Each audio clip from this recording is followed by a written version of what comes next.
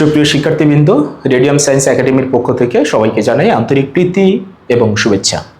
আজকে আমরা দুটো ইম্পর্টেন্ট বেসিক আমরা শিখব। ভেক্টর রাশির স্থানান্তর দেখব এবং দুটো ভেক্টর রাশির মধ্যবর্তী কোণ আমরা কিভাবে আইডেন্টিফাই করব বা বের করব এটা সম্পর্কে জানার চেষ্টা করব। প্রথমে আমরা দেখব ভেক্টর রাশির স্থানান্তর করা যায় কিনা, অর্থাৎ ভেক্টর রাশিকে এক স্থান থেকে অন্য স্থানে সরানো যাবে কিনা। উত্তর হলো যাবে। তবে খেয়াল রাখতে হবে, আমরা গত ক্লাসগুলোতে বলেছি ভেক্টর রাশির দুটো জিনিস থাকে, একটা হচ্ছে তার মান আর একটা হচ্ছে তার দিক। এই দুইটা জিনিসকে ঠিক রেখে, অর্থাৎ মান পরিবর্তন না করে এবং দিক চেঞ্জ না করে তুমি একটা ভেক্টর রাশিকে যে কোনো জায়গা থেকে অন্য যে কোনো জায়গাতে তুমি স্থানান্তর করতে পারবে। চলো তাহলে আমরা দেখি। আচ্ছা, আমি এখানে একটা ভেক্টর এঁকেছি, দেখো এটা 5 নিউটন মানের একটা বল নামক ভেক্টর রাশি। তাহলে বলো তো এই 5 নিউটন, এই রেখাটা দৈর্ঘ্য বোঝাচ্ছে এই ভেক্টর রাশির মান হচ্ছে 5 নিউটন এবং এই তীর চিহ্নটা যে দিকে রয়েছে এটা বোঝাচ্ছে ভেক্টর রাশির দিক। তাহলে আমার এই মানটা চেঞ্জ করা যাবে না, আমার এই দিকটা চেঞ্জ করা যাবে না। এই দুইটা জিনিস ঠিক রেখে আমরা ভেক্টরটাকে এইখান থেকে যে কোনো জায়গাতে আমরা এটাকে স্থানান্তর করতে পারবো। তাহলে চলো করি। টেকনিকটা হচ্ছে, তুমি পাদবিন্দুটা ধরবা এইভাবে আঙ্গুল দিয়ে, তুমি শীর্ষবিন্দুটাও ধরবা এইভাবে আঙ্গুল দিয়ে, ধরে এটাকে এইখান থেকে তোলো, এটাকে নড়াইও না, তুলে এটাকে তুমি যে কোনো জায়গায় তুমি স্থানান্তর করতে পারবে। তাহলে আমরা যদি এই জায়গায় স্থানান্তর করি, খেয়াল করে দেখো, তাহলে ভেক্টরটা হবে এই রকম। ওকে, তাহলে এটার দেখো দৈর্ঘ্য যতটুকু, এটার দৈর্ঘ্য ততটুকু, তাহলে এটার মান 5 নিউটন হলে এটার মানও 5 নিউটন। ভেক্টর রাশিটার দিক ছিল এই দিকে, এটার দিকে এই দিকে, তাহলে এই ভেক্টর সেম, সো স্থানান্তর করা যায়। আবার বলো তো, এই ভেক্টরটাকে যদি স্থানান্তর করতে চাও তুমি, তাহলে পাদবিন্দুটাকে ধরো, শীর্ষবিন্দুটাকে ধরো, ধরে এটাকে এইখান থেকে তোলো, তুললাম, তুলে এটাকে তুমি যে কোনো জায়গায় তুমি এটাকে স্থানান্তর করতে পারবে। ধরো আমি এই জায়গায় স্থানান্তর করব, তাহলে এই রকম হবে ভেক্টরটা।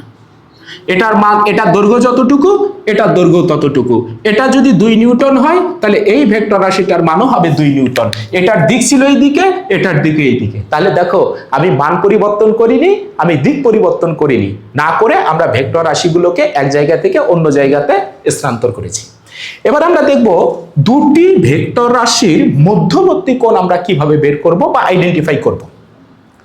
মনে রাখবা, দুইটা ভেক্টর রাশির মধ্যবর্তী কোণ যদি আমরা বের করতে চাই, তাহলে ওই ভেক্টর দুটোর পাদবিন্দু দুটোকে এক জায়গায় স্থাপন করতে হবে, না হলে আমরা কখনোই কোণ বের করতে পারবো না। আবার বলছি, আমরা যে দুটি ভেক্টরের মধ্যবর্তী কোণ বের করতে চাচ্ছি, ওই দুইটা ভেক্টরের পাদবিন্দু দুটোকে আমরা এক জায়গায় স্থাপন করব।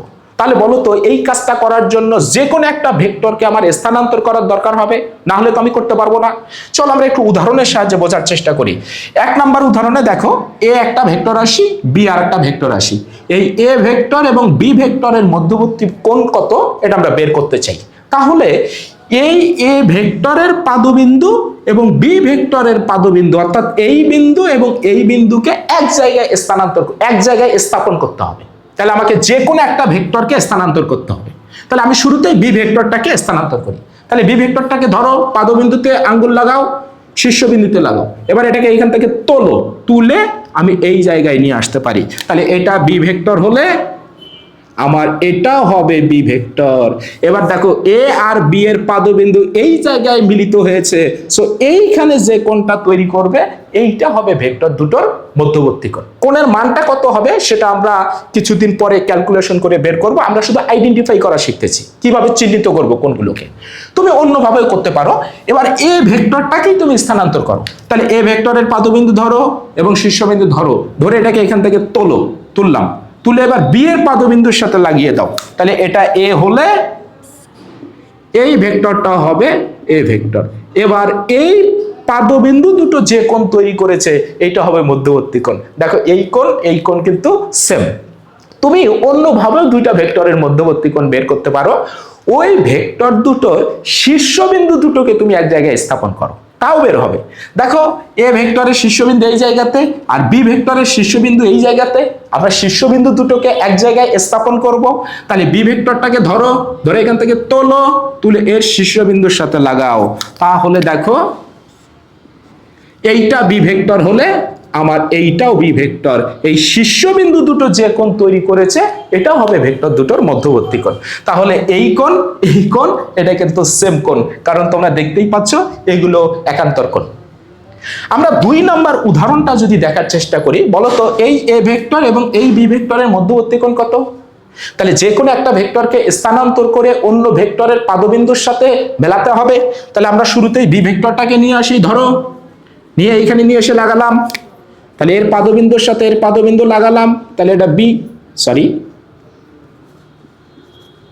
B vector. বলতো এ ভেক্টর এবং বি ভেক্টরের পাদবিন্দু একই দিকে, তাহলে এ আর বি এর মধ্যবর্তী কোণ কত হবে? 0 ডিগ্রি। আশা করি বুঝেছো। অথবা এ ভেক্টরটাকে তুমি নিয়ে যাও, তাহলে এ ভেক্টরটাকে ধরে আমরা বি ভেক্টরের সাথে লাগিয়ে দেব, তাহলে ওইটা এ ভেক্টর হলে এইটাও এ ভেক্টর, তাহলে এখানেও মধ্যবর্তী কোণ কত? 0 ডিগ্রি।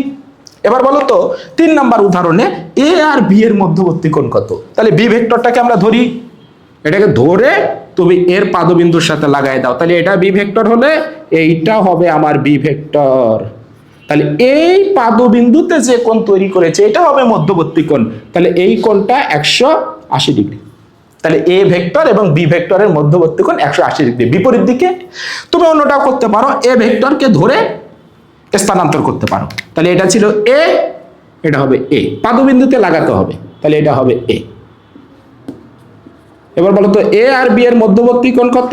180 ডিগ্রি। ওকে, এবার তোমাদের জন্য একটা আমরা একটু অনুশীলনমূলক একটা ব্যাপার দেখি। ধরে নাও এটা একটা সমবাহু ত্রিভুজ, এই ত্রিভুজের 3টা বাহুকে আমি 3টা ভেক্টর দিয়ে প্রকাশ করেছি। এটা যদি তোমরা সলভ করতে পারো তাহলে মধ্যবর্তী কোণ তোমরা খুব সহজেই বের করতে পারবা।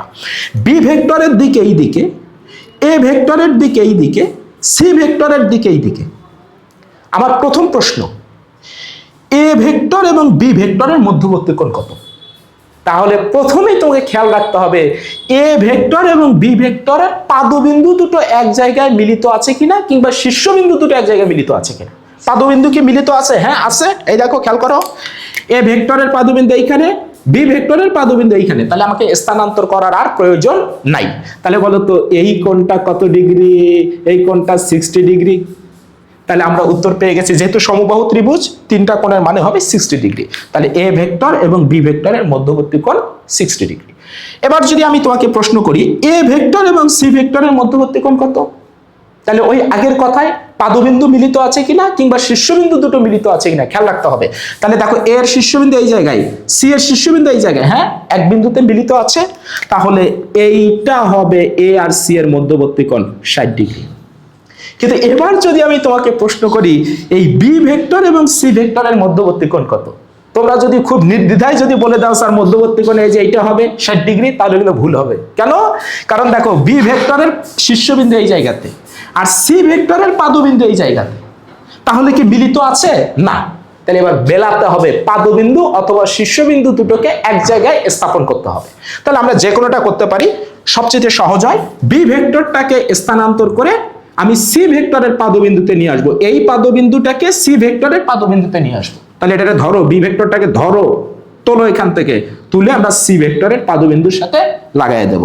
তাহলে এইটা যদি বি ভেক্টর হয়, আমার এইটাও হবে বি ভেক্টর। এবার দেখো তো আমি বলেছিলাম বি আর সি এর মধ্যবর্তী কোণ, বলো তো বি এর পাদবিন্দু কোথায়? এই জায়গাতে, এই যে বি এর পাদবিন্দু এই জায়গাতে, এটা শীর্ষবিন্দু কারণ স্থানান্তর করেছি। সি এর পাদবিন্দু কোথায়? এই জায়গাতে। এবার দেখো বি আর সি এর পাদবিন্দু এক জায়গায় মিলিত হয়েছে, এবার বি এবং সি ভেক্টরের মধ্যবর্তী কোণ কোনটা হবে? এইটা হবে। অর্থাৎ 180 ডিগ্রি থেকে 60 ডিগ্রি যদি বাদ দাও তাহলে এটা হবে 120 ডিগ্রি। অর্থাৎ বি ভেক্টর এবং সি ভেক্টরের মধ্যবর্তী কোণ 120 ডিগ্রি। তোমরা খুব সহজেই এইভাবে দুটো ভেক্টরের মধ্যবর্তী কোণকে চিহ্নিত করতে পারো বা বের করতে পারো। সবার জন্য শুভকামনা রইল।